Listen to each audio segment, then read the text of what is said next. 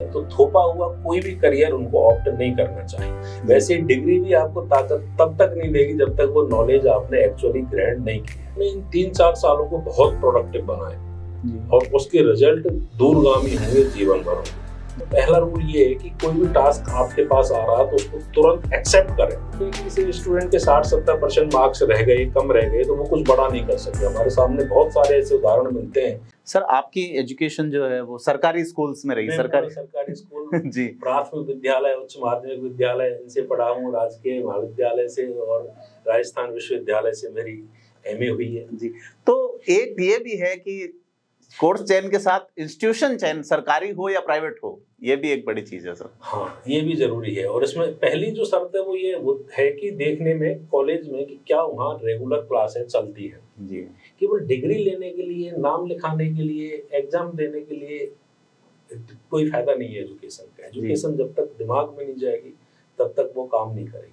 जैसे आपके घर में घी भले ही कितना भी रखा हुआ है, दूध भले ही रोजाना कितना ही होता है, लेकिन यदि आप खाते पीते नहीं हो तो आपको ताकत नहीं देंगे वो। वैसे डिग्री भी आपको ताकत तब तक नहीं देगी जब तक वो नॉलेज आपने एक्चुअली ग्रैंड नहीं की है। तो ऐसा जरूर करें। जैसे ग्रेजुएशन भी आप कर रहे हैं, बीए कर रहे हैं, मान लो बीए के बाद आपको लगता है कि आप असिस्टेंट प्रोफेसर बनना चाहते हैं, तो क्यों ना उसी सब्जेक्ट का ऑनर सब्जेक्ट आप ग्रेजुएशन में ले लें। जैसे बी आपको लगता है ज्योग्राफी में आप असिस्टेंट प्रोफेसर बनना चाहते हैं, नेट देना चाहते हैं, तो आप ज्योग्राफी ऑनर्स के रूप में ले लो। पॉलिटिकल साइंस में आप जाना चाहते हैं और टीचिंग एजुकेशन में या एकेडमिक के रूप में आप बनाना चाहते हो, साहब मैं प्रोफेसर बनना चाहता हूँ, तो पहले पॉलिटिकल साइंस ऑनर्स ले लो। उसके साथ ही आप वो सिलेबस ले लो पहले ही जो असिस्टेंट प्रोफेसर का आ रहा है। केवल आप जो ग्रेजुएशन के जो सब्जेक्ट हैं उनमें टिक कर लो कि ये वाले चैप्टर्स वो हैं जो मेरे कंपटीशन में भी आएंगे, मेरे असिस्टेंट प्रोफेसर के एग्जाम में भी आएंगे। उसी चैप्टर को जब आप पढ़ोगे केवल बीए का चैप्टर मानते हुए तो बहुत ही सतही दृष्टि से पढ़ोगे। लेकिन जैसे ही आपको ये पता लगता है कि असिस्टेंट प्रोफेसर में भी आता है, नेट में भी आता है, स्कूल लेक्चर में भी आता है, तो उसके प्रति आपकी गंभीरता बढ़ जाएगी। भाई मैं I am not preparing for a battle, I am preparing for a war. ये चैप्टर जो मैं पढ़ रहा हूँ केवल बीए के लिए नहीं पढ़ रहा, बल्कि बहुत सारे कंपटीशंस के लिए पढ़ रहा हूँ।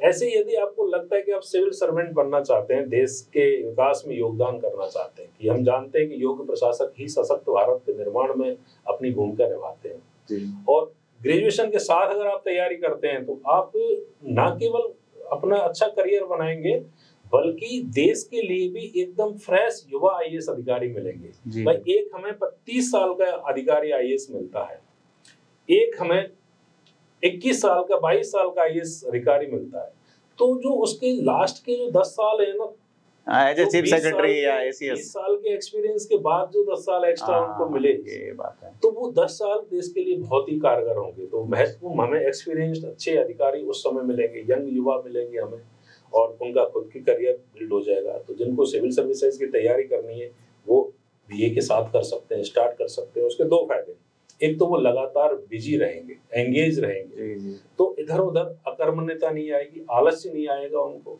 और पढ़ रहे हैं तो उसके बीए के साथ साथ उनकी तैयारी हो गई। वो जो बीए के सब्जेक्ट है उनमें सिविल सर्विसेज का जो सिलेबस है वो अगेन मिलान कर लें, चैप्टर को पॉइंट आउट कर लें कि ये वाला ग्रेजुएशन में भी है, प्लस सिविल सर्विसेज में भी, आरएस में भी, आईएएस में भी है।